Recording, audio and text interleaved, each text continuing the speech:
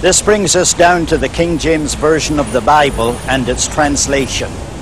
Back in 1604, when it was agreed upon by King James, he appointed Richard Bancroft, who was then the Bishop of London and later became the Archbishop of Canterbury. He first selected 3 men to help him. Those 3 men were taken as academicians, first from the city of Oxford, then from here at Westminster, and then finally from Cambridge University.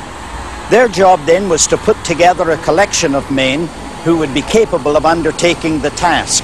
We don't know how many people were really involved in the translating. We know that there were between 50 and 60, but beyond that we really do not know.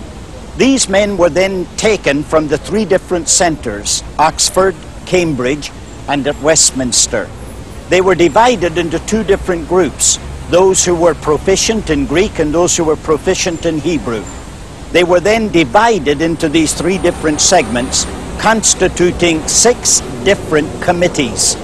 Then the Bible was taken and it was divided up into 6 different parts, including the apocryphal books. These parts were then distributed equally between Oxford, Cambridge, and Westminster. And then the men went to work at doing their translating.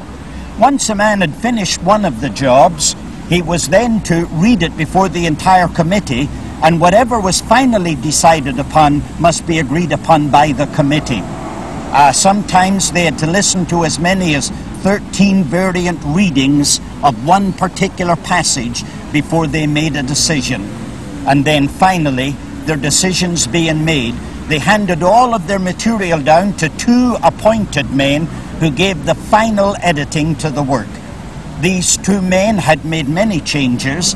They then handed it over to Bancroft again, the Archbishop of Canterbury, and Bancroft made 15 different changes after that. And that's how we finally got our King James Version of the Bible.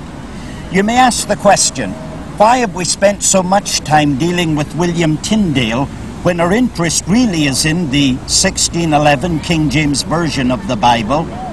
And the answer to that is that the King James Version of the Bible is permeated by William Tyndale. It's stated by those that have studied it that very little change was made either in the New Testament or in the Pentateuch on what William Tyndale had written. It came down virtually unchanged.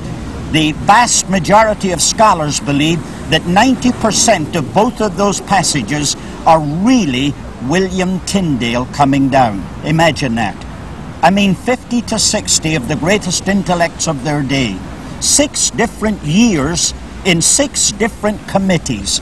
And what they have produced is very little changeable to what was given to us by William Tyndale. We can't pay a big enough tribute to William Tyndale. However, that brings us now to the fact that in 1611 we have a Bible in English approved by the King, the work of the scholars of their generation, and accepted worldwide. That's the story of our English Bible and how it came to us. That's the story of the men who were behind it and the price paid. Very difficult to look at the Bible without realizing every page was soaked in blood, and those letters ought to be printed in gold. I hope you own an English Bible. I hope you read it every day.